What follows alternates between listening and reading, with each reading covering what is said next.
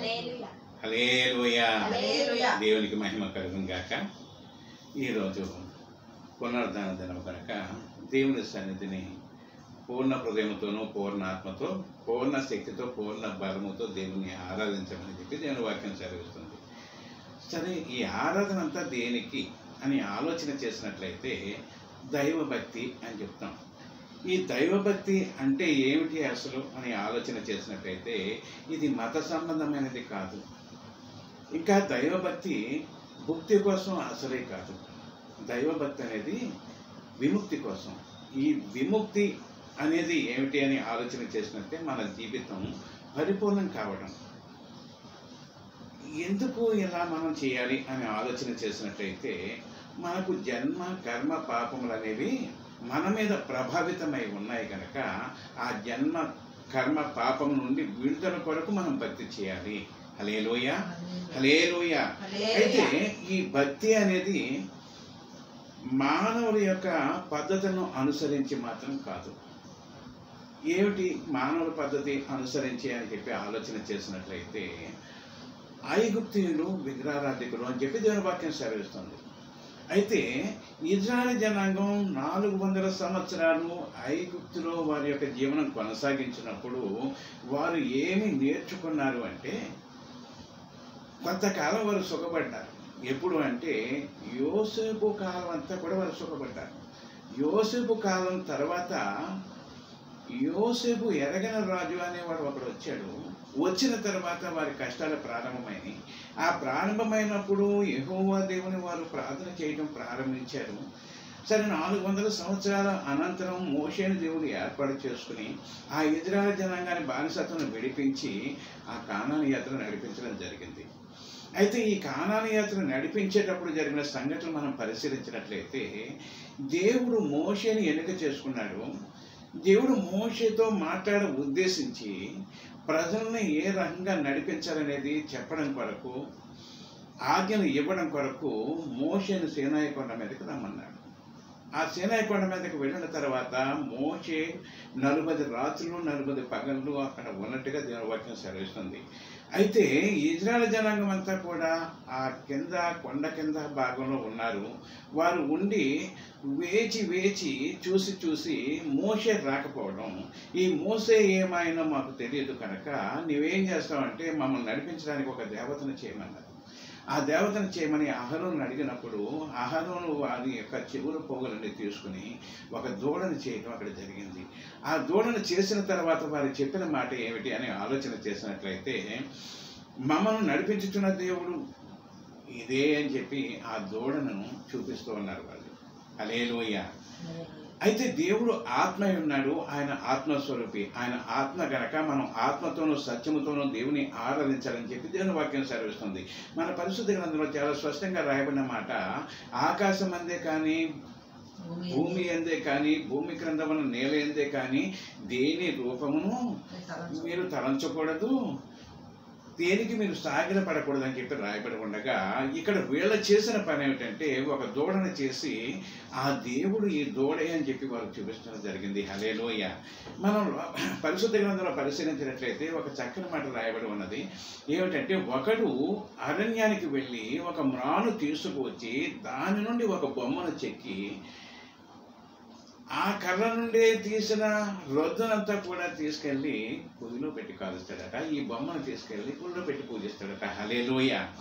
అలాగే మరొకడు ఏం చేస్తాడు, ఒక కొండకు వెళ్ళి ఒక బండను తీసుకొచ్చి ఆ బండ నుండి ఒక బొమ్మను చెక్కి ఆ మిగిలిన రద్దంతా కూడా తీసుకెళ్ళి తాను సంచరించే ప్రాంతంలో గుంతలో పోసి దాన్ని తొక్కుతూ ఉంటాడట. హల్లెలూయా. మరి ఇటువంటి పరిస్థితులన్నీ కూడా కనపడుతున్నాయి. ఒకే మ్రాను నుండి వచ్చింది, దానిని ఒక రకంగాను, మరి రొద్దును ఒక రకంగా వాడటం, అలాగే బండ నుండి తీసింది బొమ్మను ఒక రకంగా వాడటం, ఆ రొద్దును కాళ్ళ కింద తీసి తొక్కటం, ఈ రకంగా జరుగుతూ ఉంది. అయితే ఇక్కడ పరిస్థితి ఏంటంటే బంగారం అంతా పోగు చేసి ఒక దూడను చేసి ఆ రూపాన్ని దేవుడు అంటూ ఉన్నారు. హల్లెలూయా. అయితే దేవుని మనం ఎలా చూడాలంటే ఆయన ఆత్మస్వరూపి కనుక మనం ఆత్మతోనే మనం చూడాలి. మనం మనోనేత్రాలు తెరవబడితేనే ఆయన మనకు కనపడతాడు. హల్లెలూయా. ఇప్పుడు మనకు నేత్రాలు ఉన్నా కానీ కళ్ళున్నా మనం వృద్ధి వారమే, ఎందుకంటే సత్యాన్ని గ్రహించలేని వారముగా ఉన్నాం.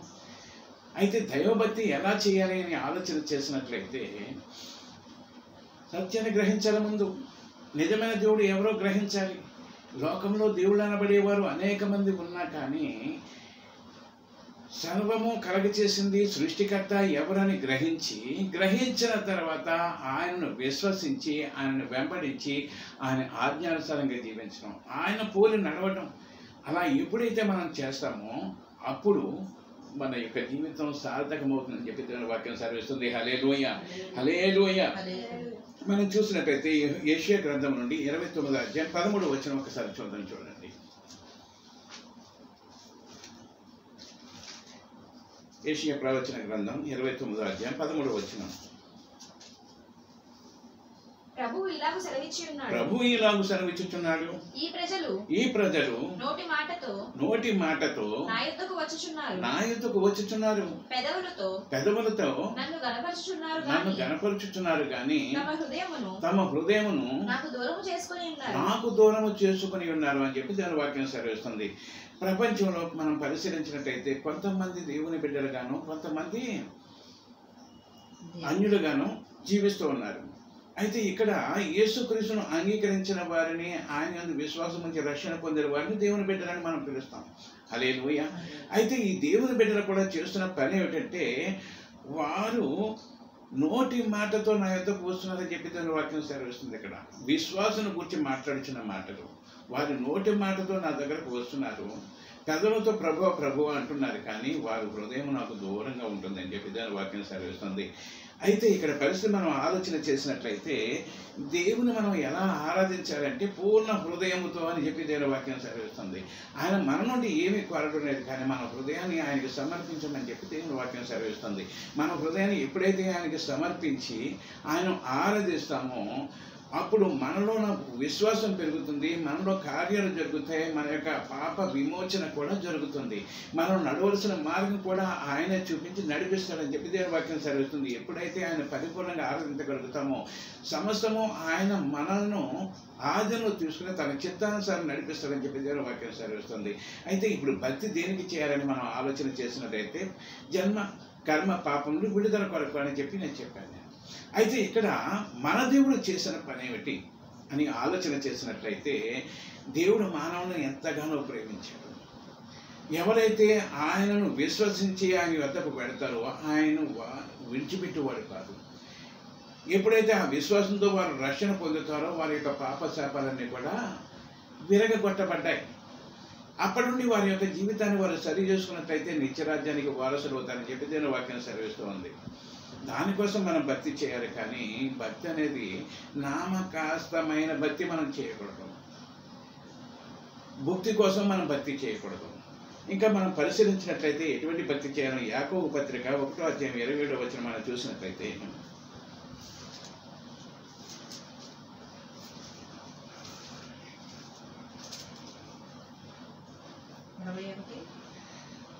యాకోబు పత్రిక 1వ అధ్యాయం 27వ వచనం.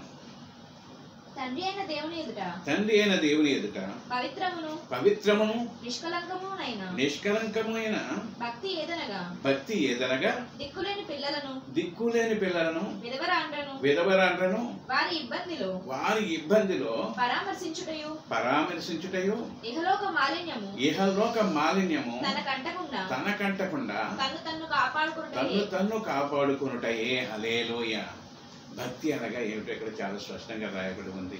ఒక దేవుని ఆరాధించినంతలోనూ భక్తి చేయటం కాదు, కానీ దిక్కులేని పిల్లలను ఆదరించడం, విధవరాలను ఆదరించడం, పేదవారి పట్ల కనికరం కలిగి జీవించడం, ఇబ్బంది కురుములో ఉన్న వారి దగ్గరికి వెళ్ళి పరామర్శించడం. హల్లెలూయా. ఇక్కడ పరామర్శించడం అనే మాట మనం చాలా సులువుగా ఎలా తీసుకుంటామంటే వెళ్ళి ఒక్కసారి వాళ్ళని చూసి హాయ్ బాగున్నారా, ఏం పర్వాలేదండి, భయపడకండి, మనకి దేవుడు ఉన్నాడండి అని చెప్పొస్తాం. హల్లెలూయా. కానీ ఇక్కడ ఉద్దేశం అది కాదు. వారి ఇబ్బంది కొలిమలో నుండి నీకు చేతనంత సహాయం చేసి రావాలి. హల్లెలూయా. పరామర్శించడం అదండి. అయితే ఇక్కడ దిక్కులేని పిల్లల విషయం మనం ఎలా ఉంటామంటే కఠినంగా ఉంటాం. వారి చేత వెట్టి చాకరీ చేయించుకోవడానికి మనం ప్రయత్నం చేస్తాం. విధవరాలను బట్టి కూడా మనం చాలా తేలిగ్గా చూస్తూ ఉంటాం. పేదలంటే మనం నిర్లక్ష్యంగా ఉంటాం. కానీ దేవుని దృష్టిలో వారికి విలువమని చెప్పి దేవుని వాక్యం సెలవిస్తుంది. వారిని నీవు ఎప్పుడైతే ఆదరిస్తావో పేదలకు అప్పిచ్చువాడు యెహోవాకు అప్పిచ్చువాడని చెప్పి దేవుని వాక్యం సెలవిస్తుంది. అంత విలువైన ఘనమైన ఏమంటారు దాన్ని, హల్లెలూయా, విలువైన ఘనమైన అర్థం అందులో ఉంది. అంత కృప మనం పొందుకుంటాం, దేవునికి అప్పిచ్చిన వారు అవుతామంట. హల్లెలూయా. ఒక్కసారి మనం ఆలోచన చేసినట్టయితే మన యొక్క చుట్టుపక్కల ఉన్న పేదల వారిని ఎలా మనం చూస్తున్నాం, పేదలు కనపడినప్పుడు ఎలా చూస్తున్నాం, విధవరాన్ని కనపడుతున్నప్పుడు మనం ఎలా చూస్తున్నాం అని చెప్పి ఆలోచన చేసినట్లయితే దేవుడు చెప్పిన మాట ప్రకారం అయితే నీ వలె నీ పొరుగువారిని ప్రేమించు అని చెప్పి దేవుని వాక్యం సెలవిస్తుంది. అది చిన్న పెద్ద అని కాదు, అందరూ కూడా దేవుని చేత సృష్టింపబడిన వారే. అది మనం గ్రహించాలి. ఎప్పుడైతే అలా గ్రహించి పేదవారి పట్ల కనికరమ కలిగి ఇబ్బంది కులంలో ఉన్న వారిని మనం పరామర్శించడానికి సిద్ధపడతామో అది దేవునికి ఇష్టమైన ఆహారము. హల్లెలూయా.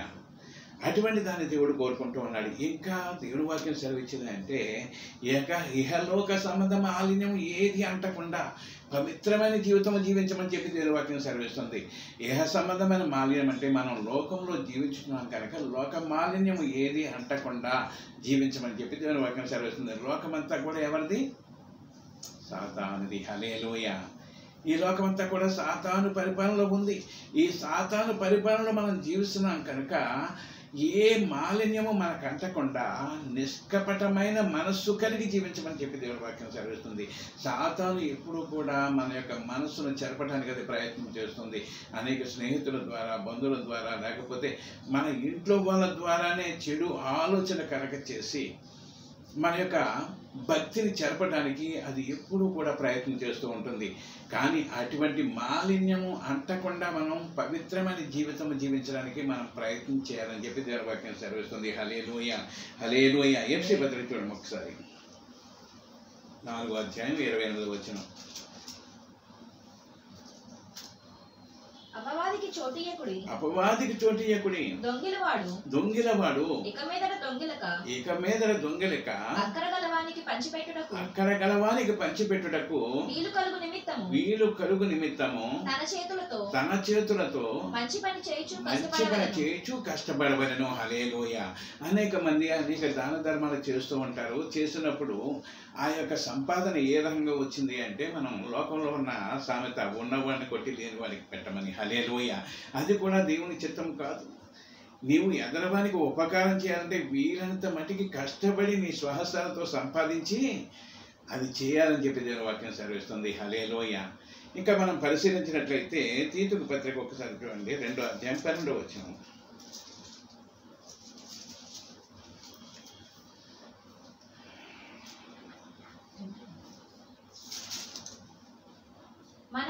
మనము భక్తిహీనతను ఇహలోక సంబంధమైన దురాలోచనను విసర్జించి శుభప్రదమైన నిరీక్షణ నిమిత్తము అనగా మహాదేవుడును మన రక్షకుడునైన యేసుక్రీస్తు మహిమ యొక్క ప్రత్యక్షత కొరకు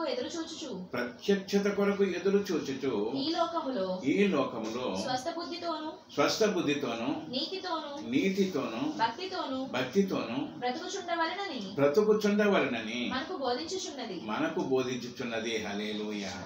ఇక్కడ స్వస్థ బుద్ధి అనేది కావాలి. ఎప్పుడు కూడా మన ఆలోచన ఏ రకంగా ఉండాలి అంటే దేవునికి అంగీకారంగా మనం జీవించాలి. మన ఆలోచన దేవునికి అంగీకారంగా ఉండాలి. మన క్రియలు దేవునికి అంగీకారంగా ఉండాలి. ఎటువంటి చెడు తలంపు అనేది మనలో కూడా రావడానికి వీలు లేదని చెప్పి దేవుని వాక్యం సెలవిస్తుంది. మన పరిశుద్ధ గ్రంథంలో మనం చదువుకున్న మాట, దావీదు నన్ను పరిశోధించి తెలుసుకోనమనే మాట మనం చదువుకున్నాం. ఏమిటి అంత ఖచ్చితంగా అతను మాట్లాడాడు అని ఆలోచన చేసినట్లయితే అతను ముందుగా తాను పరిశీలించుకున్నాడు. తనలో ఎటువంటి దోషము లేదు అని ఒక నిర్ధారణకు వచ్చిన తర్వాత ఆ ప్రశ్న అతను వేయగలిగాడు. ఎవరిని అడిగాడు ఆ ప్రశ్న? దేవుణ్ణి అడిగాడు. నన్ను పరిశోధించి తెలుసుకున్నాము, నాలో నీకు అంగీకారము కానిది ఏదైనా కలదేమో అని. హల్లెలూయా. అటువంటి పరిస్థితి మనకు కావాలి. ఎవరైనా చూసి మనల్ని వేరు పెట్టి చూపించే పరిస్థితి మనకు కనపడకూడదు. ముందు మనల్ని మనం సంస్కరించుకొని ఎదుటి వారికి బోధించాలని చెప్పి దేవుని వాక్యం సెలవిస్తుంది. అనేక లోపాలు మనలో పెట్టుకుని మన యొక్క జీవనం కొనసాగిస్తున్నాం. ఆ లోపాలు ఉంటే దేవునికి అంగీకారం కాదు అని చెప్పి దేవుని వాక్యం చాలా స్పష్టంగా తెలియబరుస్తుంది. అయితే సామెతల గ్రంథం 16వ అధ్యాయం 6వ వచనం ఒక్కసారి చూడండి.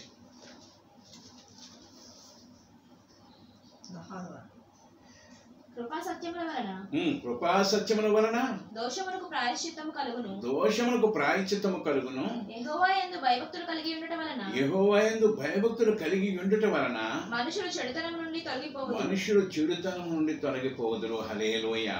ఇక్కడ భయము భక్తి అనే మాట రెండు కనపడుతూ ఉన్నాయి. ఇక్కడ భక్తి చేస్తున్నాము కానీ భయము లేని భక్తి చేస్తున్నాం. ఎప్పుడైతే మనం భయము కలిగి భక్తి చేస్తామో అప్పుడు దేవుడు మనలో ఉన్న సమస్త దుర్నీతిని కూడా ఆయన తీసివేస్తాడట. ఎటువంటి చెడు తలంపు కూడా మనకు రానివ్వడట. ఎటువంటి మాలిన్యము కూడా మనకు అంటకుండా దేవుడు చూస్తాడు. హల్లెలూయా. వాటి జోలికి వెళ్ళే ఆలోచన కూడా మనకు కలగదనమాట.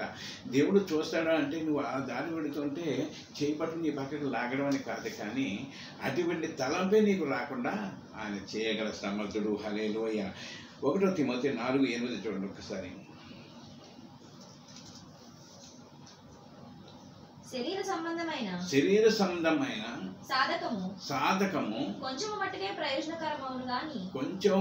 ప్రయోజనకరమవును కానీ దైవభక్తి ఇప్పటి జీవ విషయములోను రాబో జీవము విషయములోను వాగ్దానముతో కూడినదైనందున అది అన్ని విషయంలో ప్రయోజనకరమైనది. భక్తి చేయటం వల్ల ప్రయోజనం ఏమిటి అని ఆలోచన చేసినట్లయితే ఇక్కడ చాలా స్పష్టంగా తెలియబడుతుంది. దేవుడు ఇచ్చిన వాగ్దాన ప్రకారం ఆయన వాగ్దానం ఏమిచ్చాడు? నేను వెళ్ళి మరల వచ్చి మిమ్మల్ని తీసుకుపెడతాను. హల్లెలూయా. ఆయన పరలోకంలో స్థలాలు సిద్ధపరచడానికి వెళ్ళాడట. మరల వచ్చి ఆయన మనల్ని తీసుకుపెడతాడట. ఆయన రాకడకు ఒక నిరీక్షణ మనం కలిగి జీవించాలి. ఆ నిరీక్షణ ఎలాగ ఉండాలి అంటే క్రీస్తును పోలిన నిరీక్షణ కలిగి ఉండాలి. హల్లెలూయా. క్రీస్తుకు మాదిరిగా మనం నడుస్తూ ఆయన కొరకు నిరీక్షణ కలిగి జీవించాలని చెప్పి దేవుని వాక్యం సెలవిస్తుంది.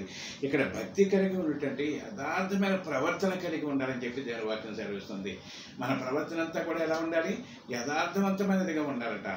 రెండోది నిష్కపటమైనదిగా ఉండాలట. మూడోది ఒక నిరీక్షణ కలిగినదిగా ఉండాలట. హల్లెలూయా. ఆ నిరీక్షణ అనేది మనలో లేకపోతే ఈ విశ్వాసం వ్యర్థము. హల్లెలూయా. దేని కొరకు మన యొక్క భక్తి అని ఆలోచన చేసినట్లయితే నిత్యరాజ్యం కొరకు. ఆ యేసుక్రీస్తు వస్తాడు అనే నిరీక్షణ మనకు లేకపోతే మనం భక్తి చేయడం వ్యర్థం. కాబట్టి మనం అన్ని విషయాల్లో కూడా మెలకు కలిగి జీవించమని చెప్పి దేవుని వాక్యం సెలవిస్తుంది. ఇంకా దానివల్ల ప్రయోజనం ఏమిటి అని ఆలోచన చేసినట్లయితే 4వ అధ్యాయం 7వ వచనం చూడమ్మా. 1 తిమోతి. అపవిత్రములైన ముసలమ్మ ముచ్చట్లను విసర్జించి దేవభక్తి విషయంలో నీకు నీవే సాధకము చేసుకొనుము. ఇందాక వాక్యం శరీర సాధకం గురించి మాట్లాడింది. ఆ శరీర సాధకం అంటే మన శరీర సౌష్ఠాన్ని పెంచుకోవటానికి, మన అందాన్ని రూపుదిద్దుకోవటానికి అనేక రీతిగా మనం ప్రయత్నం చేస్తాం. ఈ దేహము తాత్కాలికము, శాస్త్రం ఏమిటి అంటే జీవము. హల్లెలూయా. ఇక్కడ ఆ జీవాన్ని మనం కొనసాగించుకోవడానికి సాధకం చేయాలి అని చెప్పి దేవుని వాక్యం సెలవిస్తుంది. మరొకసారి చదవమ్మా. అపవిత్రములైన ముసలమ్మ ముచ్చట్లను విసర్జించి దేవభక్తి విషయంలో నీకు నీవే సాధకము చేసుకొనుము. హల్లెలూయా. దేవుని యొక్క చిత్తాన్ని ఏంటో నువ్వు నెరుపు. యెహోవాను వెదకని ఎడల ఆయన దొరుకునని చెప్పి దేవుని వాక్యం సెలవుస్తుంది. దేవుని యొక్క చిత్తాన్ని మనం వెతికే కొలది కూడా దేవుని యొక్క పరిపూర్ణతలోనికి మనం పెడతాం.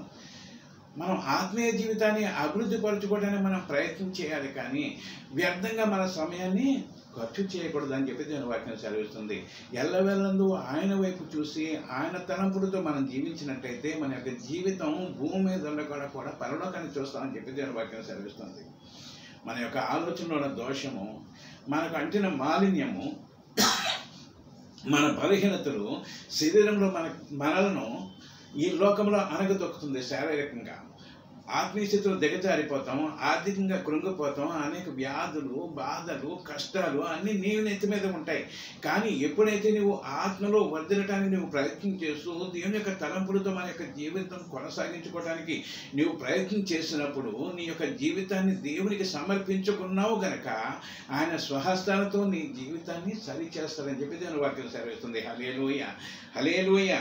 చివరిగా చూసినట్లయితే కీర్తన గ్రంథం 34:10 చూడండి ఒకసారి.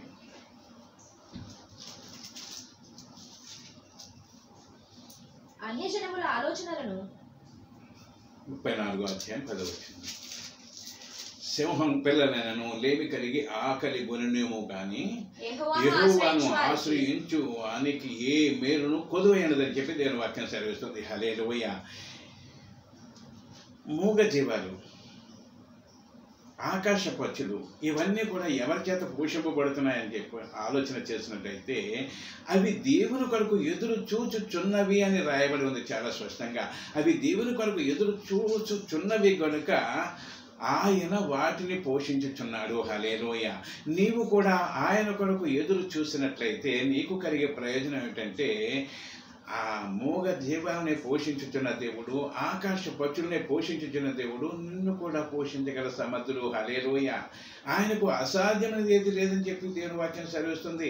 నీ యొక్క జీవితాన్ని ఆయన చేతులు పెట్టినట్లయితే మొట్టమొదటగా నీ యొక్క జీవితాన్ని ఆయన సరిచేస్తాడు. నీ నడక పడక ఆలోచన అన్నీ కూడా ఆయన సరిచేసి సరైన మార్గంలో నడవటానికి ఆయన మార్గం చూపిస్తాడు. హల్లెలూయా. ఆయన స్తుతించినట్లయితే నీకు ఆలోచన ఇస్తాడని చెప్పి దేవుని వాక్యంలో రాయబడి ఉంది. ఆయన ఆరాధించినట్టయితే ఆయన చేతుల్లోనికి నిన్ను తీసుకుని ఆయన నడిపిస్తాడని చెప్పి దేవుని వాక్యంలో రాయబడి ఉంది. కాబట్టి మన జీవితాన్ని ఆయనకు సమర్పించుకుంటే దాన్ని దైవభక్తి అని చెప్పి అంటాం. హల్లెలూయా. ఏదో ప్రభువా అన్నంతలోనూ దైవభక్తి కాదు, బైబిల్ చేత పట్టుకుని మందిరానికి వెళ్ళినంతలోనూ దైవభక్తి కాదు. పరిపూర్ణమైన భక్తిలో మనం నిలబడగలిగితే మన యొక్క జీవితం సార్థకం అవుతుందండి. హల్లెలూయా. మనం నిత్యరాజ్యంలో ప్రవేశించడానికి అనుకూలం దొరుకుతుంది. కాబట్టి మనం దైవ భక్తి విషయంలో చాలా మెలకు కలిగి జీవించాలని చెప్పి దేవుని వాక్యం సెలవిస్తుంది. హల్లెలూయా. ప్రస్తుతం ఉన్న పరిస్థితిని బట్టి మన యొక్క భయంకరమైన జీవితం మనం జీవిస్తున్నాం. రేపటి దినము ఏమి జరుగుతుందో మనకు తెలియని పరిస్థితి, మన జీవితంలో ఎలా కడతేరుతాయనే ఆలోచన, ఇటువంటి భయంకరమైన పరిస్థితులు మన యొక్క భక్తిని సరి చేసుకోకపోతే మనం కష్టాల పాలైపోతాం. కాబట్టి ప్రతి ఒక్కరు కూడా మెలకు కలిగి జీవించాలని చెప్పి దేవుని వాక్యం సెలవిస్తుంది. దేవుడు ఇచ్చిన మాటలు దీవించుగాక. చిన్న ప్రార్థన చేసుకుందాం. మహోన్నతుడా, మహాగరుడా, సర్వాధికారి, నీకే స్తోత్రాలు ప్రభువా. జీవము గల దేవా నీకు వందనాలు. నీ జీవం మాలో ఉంచి మమ్మల్ని నడిపిస్తున్న విధానం బట్టి నీకే స్తోత్రాలు తండ్రికి వందనాలు. దైవభక్తి విషయమై ఈరోజు మాతో ముచ్చరించావు ప్రభు, అందుని బట్టి నీకే స్తోత్రాలు చెల్లించుకుంటున్నాను. లోకంలో ఎంతో మంది ప్రభా సత్యాన్ని గ్రహించక ఇంకా అజ్ఞానంతో జీవిస్తున్నారు ప్రభువా. నేను ఎరిగిన బిడ్డలు కూడా ప్రభువా నాయన వారి హృదయం నీకు దూరంగా ఉంటుందని ప్రభా నీ వాక్యం చాలా స్పష్టంగా తెలియబడుతుంది. అవును, నిజమే తండ్రి నాయన. నీ యందు విశ్వాసం ఉంచిన వారమైన మేము కూడా ప్రభువా పరిపూర్ణతలోనికి నడవలేకపోతున్నాం తండ్రి. అయ్యా కనికరించండి, కృప చూపండి తండ్రికి వందనాలు. నాయన భక్తి కోసం భక్తి చేయటం కాదని వాక్యం సెలవిస్తుంది తండ్రి. అయ్యా మా యొక్క ప్రభా జీవం ప్రభువా నాయన నిత్య జీవితంలో ప్రభా నాయన ప్రవేశించడానికి మీరు మార్గం సరళం చేస్తున్నారు. అందరి బట్టి నీకే స్తోత్రాలు. సరైన భక్తి పదంలో నడవటానికి మీరు కృప చూపండి తండ్రికి వందనాలు ప్రభువా. పరిశుద్ధాత్మదేవ పవిత్రమైన జీవితం జీవించమన్నావు తండ్రి, యథార్థవంతమైన జీవితం జీవించమన్నావు తండ్రి నీకు వందనాలు. ఎటువంటి మాలిన్యము అంటకుండా ప్రభ జీవించమన్నావు తండ్రి నీకు వందనాలు ప్రభువా. పేదలను ప్రభువా నాయన కనికరించమన్నావు తండ్రి నీకు వందనాలు ప్రభువా. పసిబిడ్డను ప్రభ పరామర్శించమన్నావు తండ్రి నీకు వందనాలు. అయ్యా కృప చూపండి, సహాయం చేయండి. అట్టి భక్తి కలిగిన జీవితం నాకు మాకు మీరు దయచేసినందుకు నీకే కృతజ్ఞతలు చెల్లించుకుంటున్నాను. ఇంకా లోకంలో ప్రభా నేను ఎరుక అనేక మంది ప్రభువా నశించిపోవచ్చున్నారు ప్రభువా. నశించిన దాన్ని వెతక రక్షించడానికి వచ్చిన యేసు నీకే స్తోత్రాలు. అయ్యా ప్రతి ఒక్కరూ సత్యాన్ని గ్రహించి నేను వెంబడించే కృపను అనుగ్రహిస్తేందుకు నీకే కృతజ్ఞతలు చెల్లించుకుంటూ సమస్త ఘనత మహిమ ప్రభావములు నీకే చెందాలి. క్రీస్తు పేరట అతి వినయం గడిగి వేడుకొనుచున్నాం తండ్రి.